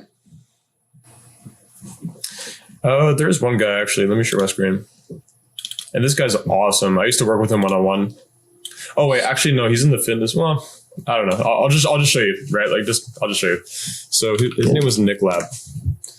I used to work with him one-on-one, and he didn't get like many views, I would say, but some of these videos got like thousands of views because he used like the Wojak, the Wojak kind of style, and people like these. But the main thing is, I wouldn't really take from people in the fitness industry. I would take from completely random niches. Like I was saying to Nathan, you can take from like the gaming niche. I don't know, like the computer niche, the reviewing iPhones niche. Like there's so many good genres of YouTube that you can take from, because if you take from fitness, you're taking from people that just have oversaturated that thumbnail style. Like people have seen those thumbnails time and time again, and people are looking for new information, really. Just new content. Yeah, that's cool. Thank you. No worries. Sir. So do any of you guys have any other questions? I had a more specific question, actually. Recently, I dived into the world of like creating courses in order to try to make a product. And I kind of jumped to a few different places. I like tried out recording the course, made the modules, put it together. And then I made on like System.io, like a landing page to sell it. And then I didn't really like using that interface. And so I opened a school, and then I started with it being a paid community with like courses included, similar to what you have here. And then now I've switched it to being like a free community with paid courses. So I'm just kind of curious what you would recommend, or your thought process for someone at my stage where I can give like a good amount of individual attention and group call settings like this. If I should have it be paid initially and then just talk about it in the YouTube videos and say like top link is this school, or keep it free and then build up the community within it and then sell the products as the way to upcharge them. I think it's always best to have some sort of like lead magnet, like some sort of free lead magnet, just to have like an email list or a group of people like that you can just message, bam, instantly. Like I have a Discord with like 2,000 people that I built a year ago, you know, Twitter, Instagram, all that stuff, email list. But from what I've found that worked the best for me, because I've tried when you bring up the free and then the paid courses inside, like that gave me pain, because I fucking, excuse my language, but I went to my free school and I put all the you know how it takes so long to like add the modules, and yeah, like there's no like bulk edit, and I hate that. I did all that just to put like paid courses in my free school, and then no one bought them. So then I realized I was like, no one's even looking at the classroom. People just join schools and that's it. Like they don't watch the courses, right? Like that takes too much time. And I came to that realization because I always join schools and I never watch the courses, even though they're free. So anyways, long story short, don't do that. But from what I've found to work the best, especially when I was like a small channel, and I've done this with multiple channels. I've done this with my other channel, The Money Man and that's at 10K subs. But with both of these channels, the Money Man and Money Maxing, what I did was I just did really cheap products at the start. And the reason why I did like really cheap and not free is because if you do free, no one cares. Like if for some reason, no one cares when you have a really good free product, but as soon as you get them to pay like $10, $17, whatever the case may be, see you, James, people just end up caring because they spent money on you for some strange reason. But yeah, I would say a school that's like $7 could be good for like the first 10 people, and then raise the price after 10 people. That's what I did. When I started Money Maxing, I did like $20 a month YouTube consultations, and it was like weekly calls for $20 a month. But the reason why I did that was because it gets goodwill from people, and also it's a testimonial. And people talk. So that guy told a bunch of people that my consulting was good. People joined. You know what I mean? Just kind of like snowballed from there. Yeah, no, that's a good idea, because that makes sense. Because if it's free, then people won't see the value as much either. But if it's too high, maybe like at that earlier stage, you want to be building up testimonials and that sort of momentum flywheel. So it's good to get that initial momentum. And I had one other question, if no one else has a question right now, which was right now, in general, I'd say I'm very interested in speaking about meditation, about weight loss, and then productivity and focus stuff for where I've got into now. And I can see myself wanting to just focus on like a weight loss product in particular. I was wondering if you think I should be focusing on iterating my organic content just around weight loss in order to try to get the most leads possible and just stay on that, or to have a diverse range of content with like the specific course still there. That's a good question, man. Like how many subscribers? Like, can you send me your channel? Yeah, I have like 850. But whenever I've made weight loss videos, they've been the most successful, I'd say. Like, I've gotten to the point of just getting like 2 to 3K views consistently in the past when I started them. And then I either got like some shiny object syndrome or something, because then I was like, maybe I shouldn't just do weight loss videos, and then tried other topics, didn't find as much success. But okay. Yeah, that was an old video there. That's awesome. I was a kid. Yes, sir. If I got 87,000 views as a kid, man, I'd be like crying. It's funny, that video actually got views over like 5 years. I think it was ranking on Google search traffic for it. And so it's pretty consistent. Sure. Okay, so I'm just going to say this right now. Like, if you got most of your views on losing weight, then I think I would just have an assumption that a lot of your subscribers are here for like losing weight. So I would say, yeah, like I would say if that's your forte, then it makes sense to do it.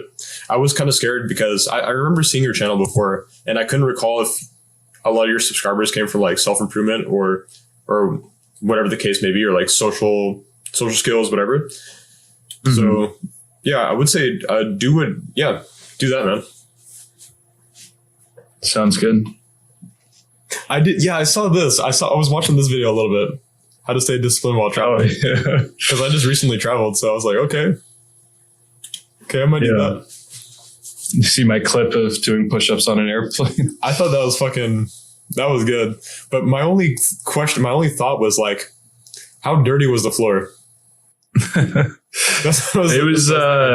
It was dirty, but honestly, it was my 21st birthday. I was flying from Greece to Barcelona, and I had like a club table open basically when I landed on the plane. I just booked it for my birthday, and so I was so drunk when I did that.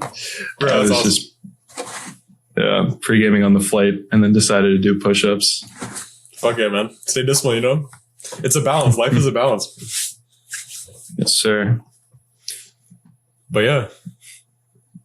Yeah, also just to add to the free stuff, like I used to do free consultations and they basically got hardly any tractions. But as soon as I raised the price to £99 an hour or $139, that's all of a sudden where people stop buying. So it makes a big difference. Yeah, you made a post on that actually, and I thought that was super interesting because people will just buy if it's perceived as valuable. Yeah, exactly. It's crazy. You give away so much free stuff no one's going to buy as soon as you raise the price. And I get emails, oh, that's quite expensive. It's like, if you really want it, you'll find the money. Yeah.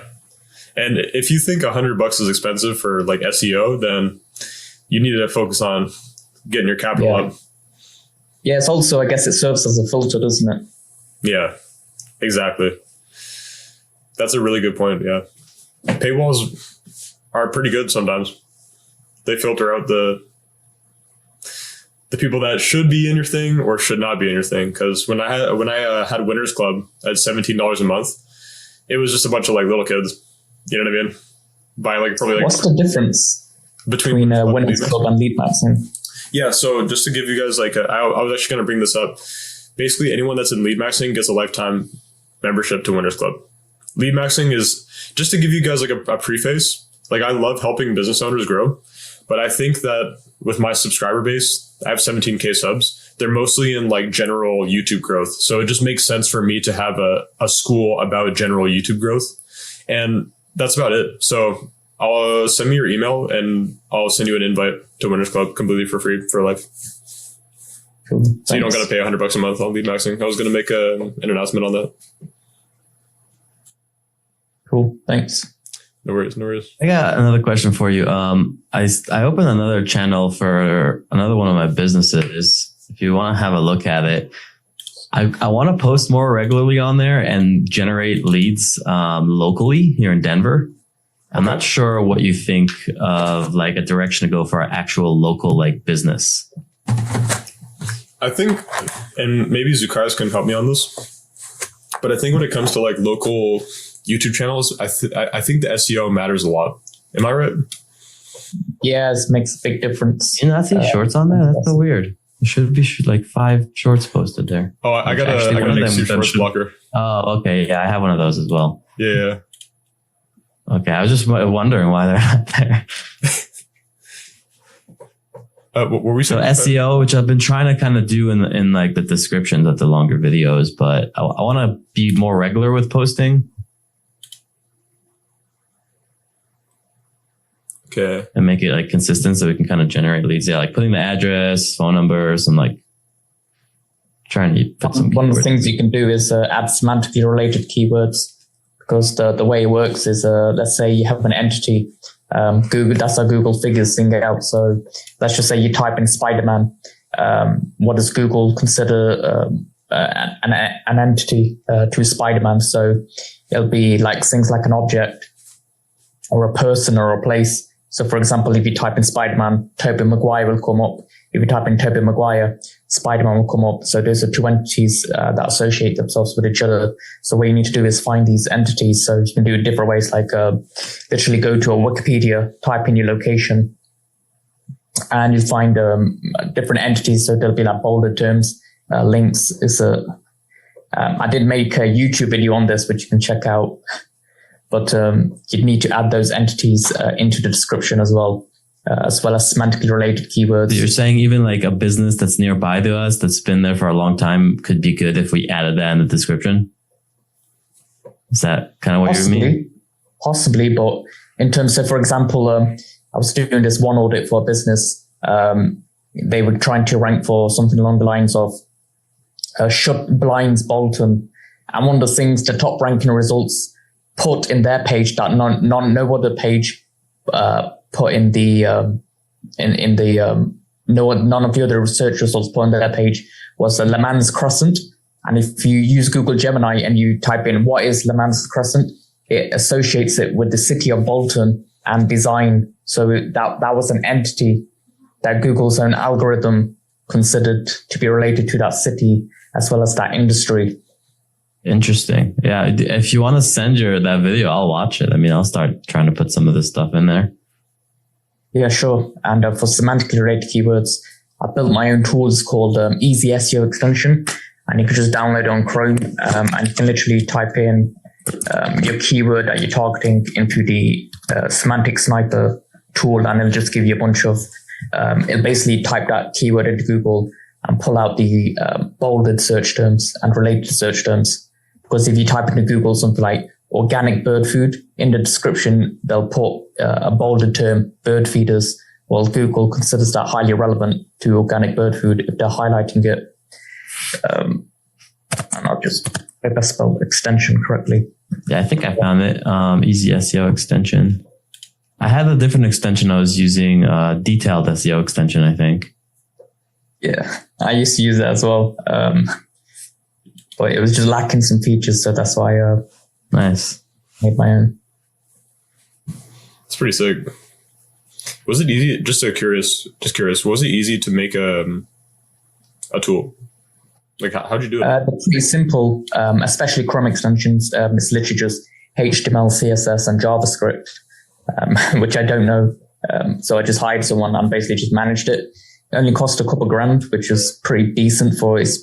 Personally, I think it's the best tool when it comes to SEO Chrome extensions out there. And there's like millions of them. But yeah, it's not that expensive just because the programming, it's pretty simple. Interesting. I might make a freaking YouTube tool one day. Yeah, you can just The go website, to by the way, for it is not working.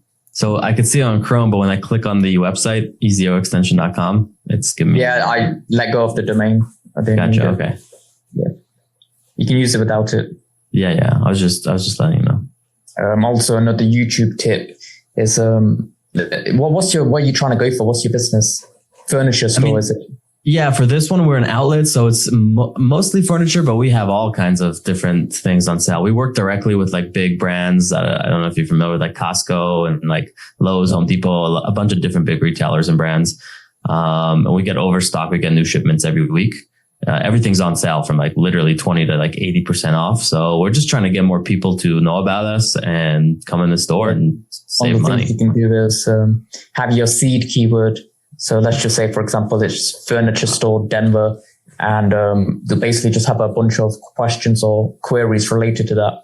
And you just create a video of each one with the furniture store Denver in the title.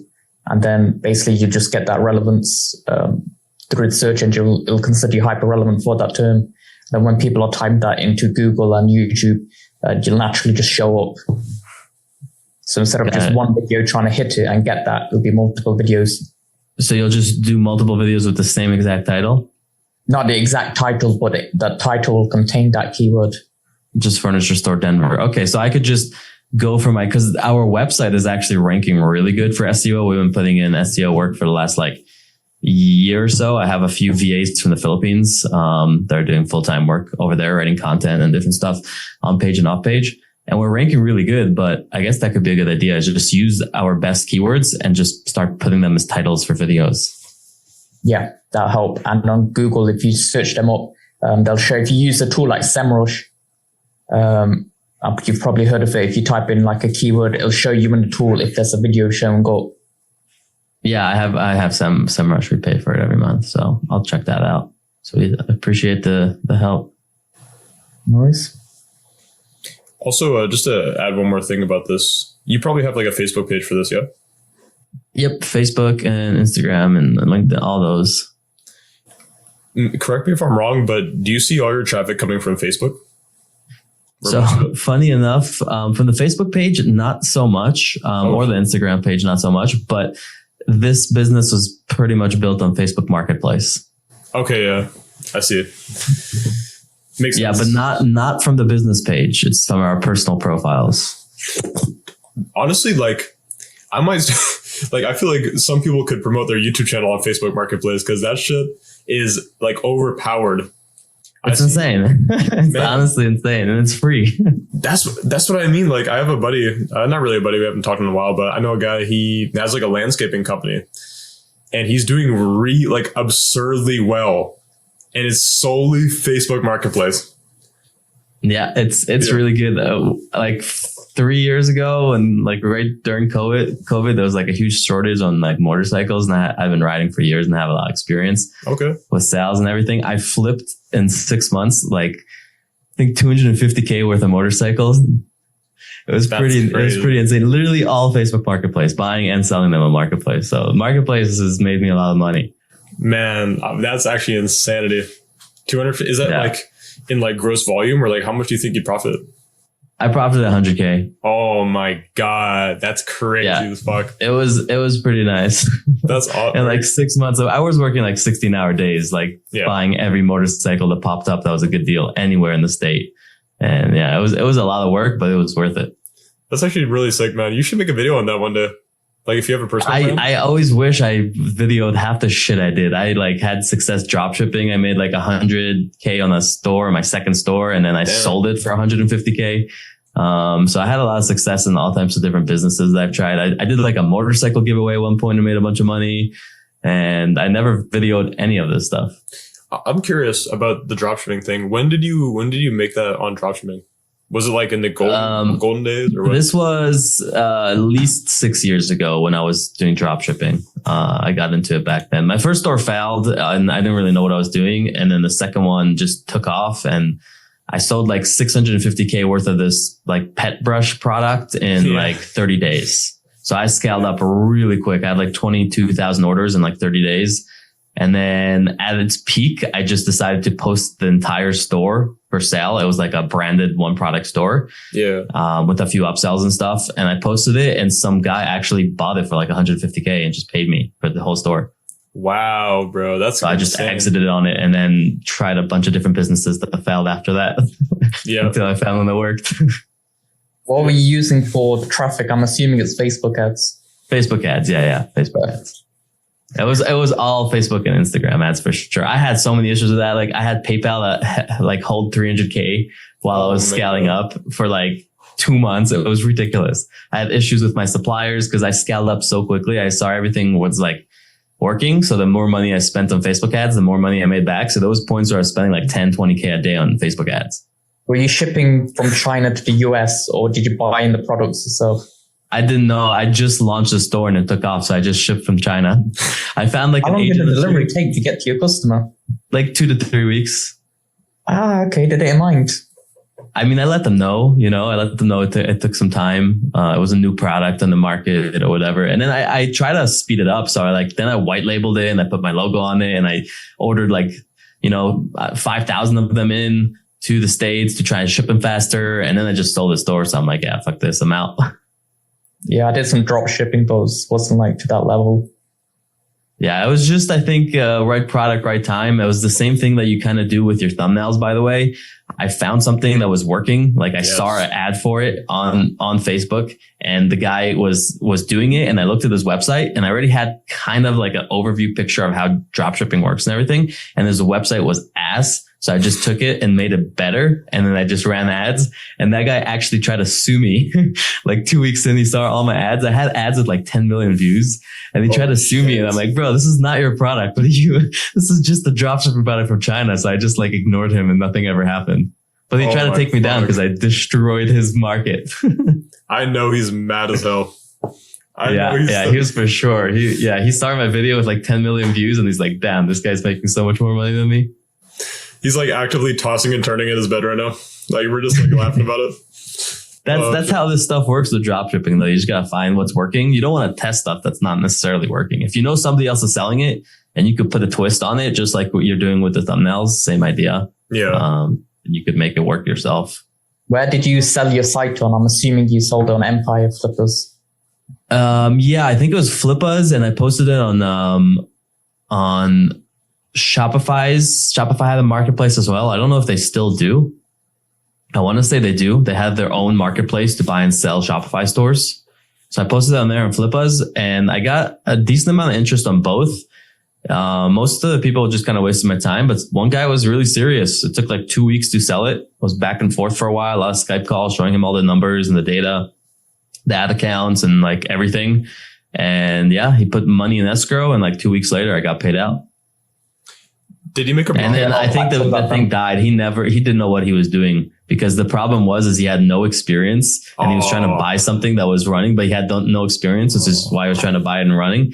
So I told him I'd help him out. Like I give him a few months of like free consultations or whatever. And I looked at the store like a year later or something and it was gone. So do you think he made money off that, or do you think no? No, he didn't make money on it. No. Dang, man. Yeah. But listen, I mean, You didn't it do wasn't anything my, wrong. like, Come on, like. yeah, it wasn't my fault. Like I literally showed him everything and I showed him all the numbers. Like it was his choice. So it wasn't like I wasn't hiding anything from the guy. I mean, if you think about it, it's no better than like selling Bitcoin, right? Like you're just giving someone else your loss and you're making money off it. So I mean, at the end of the day, what he had to do was just keep testing new ads and different things, and he wasn't doing that, which is the whole thing with just again with like thumbnails and YouTube. Same thing. You got to keep testing until you see and you find what works, and then you do that for a while, and then you probably want to keep testing to see if there's something better. So it's the same thing with drop shipping and ads. You got to keep testing different creatives, different hooks. The more you test, the more options you'll have to have something take off. That's all it really is. Exactly. Kind of like that with everything, even this furniture business that you have on your screen. Like we just always testing different things, trying to get more people in the store. If I can add on to that, I think like in general, YouTube business, like anything, and you could probably attest to this. I think the number one reason why people don't grow in like any of these things is because they don't experiment enough. Like that's really that's the answer to the $1 million question. I feel like. Yeah, I agree. And I think most people give up because they try one thing, two things, maybe five things, and like doesn't really work. So they're like, they don't have the consistency to keep going with it. And if you give up, that's when you fail. But if you keep going, you don't actually fail because you're still trying shit. So it happened to me on YouTube, literally. Like I've been wanting to make content since I was like 15 playing video games. I used to play like Call of Duty Zombies for like fucking 16 hours a day. So I've been wanting to make content like a gaming channel since then. And I just never did it. When I was drop shipping, I bought a course from this YouTuber. He popped up. You could probably find him, Gabriel Saint Germain. Dude, this kid popped up like 6 videos about drop shipping. I bought his three I think, let's see. Yep, this kid. He probably, 5 years ago. So that's when I was drop shipping. I got into drop shipping. I watched this guy's content. He put out really good value for free back then. And then he dropped a course and he sold like $1.3 million worth of his course, for $300 in like 2 weeks from this channel. And then he disappeared. And because I took his course and I was extremely successful with his course, like that's how I made all the money, like doing stuff that he was showing. So I was talking with him for a while. We had a few calls and stuff and I was talking with him because I was like his most successful student or whatever. So he just went into real estate. He took his like $1.5 million and he actually made a lot of money drop shipping as well. So he took all his money from drop shipping, all his money from his course and went into real estate and just disappeared off the internet. Good for him, bro. Honestly. Yeah. So I saw this and I was like, dude, I just sold 600K with a product. Like I should do the same thing. I should just case study exactly what I just done, like exactly how I scaled it, sell a course and bam, make some money. And I just never did it. I never pulled the trigger. I never put the camera on and hit record. Well, now you can rewrite that. Now you have a YouTube channel and now you can do the same thing. Cause like this stuff happens all the time, man. There's another guy. I think he did the same thing. You know, Verum Ecom? I don't think this guy, bro. Oh yeah. I've seen him before. He made this video was crazy, man. This one right here was perfect, like perfect course, literally golden course.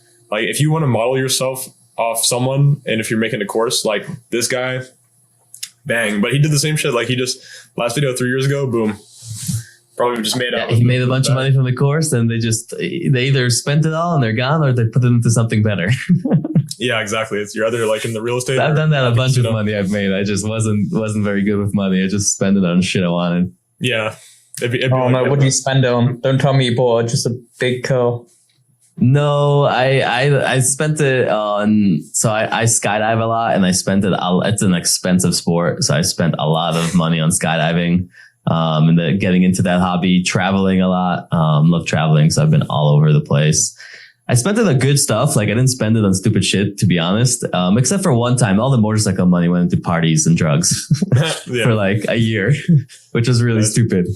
And then generally what I spent it on is going into different business ventures ideas and chasing shiny objects, which is like, dude, I made money over here. Why the fuck would I now try to do something else? Like, let me just keep doing this one thing. But instead my shiny object syndrome just made me chase all these different things. And I spent a lot of money trying businesses that never worked out. I probably spent at least like 50 or 60K on like different businesses that failed, I would say, if not more. But you kind of learn from your experiences. I've gained a lot of experience, at least. Man, yeah, you gotta, like, honestly, you gotta start a personal brand. That's what I'm trying to do. I guess you're right. Yeah, man, I'm telling you, like, all these stories, bro, like, you got it. You literally just gotta, like you said, like, you gotta pick up the camera and record. And that's the only thing. Yeah. So the thing with the content that I'm trying to create now is like, if you look up Jason Wardrop, you might have seen his videos pop up sometimes. Maybe not if you're not in this niche at all.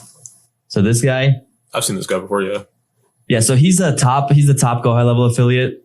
He makes like 300 plus K a month. And I know this for a fact because I actually worked for him. I did some sales for him and I was inside his account. So I saw everything he was doing. And I was on calls with him like 2 or 3 times a week.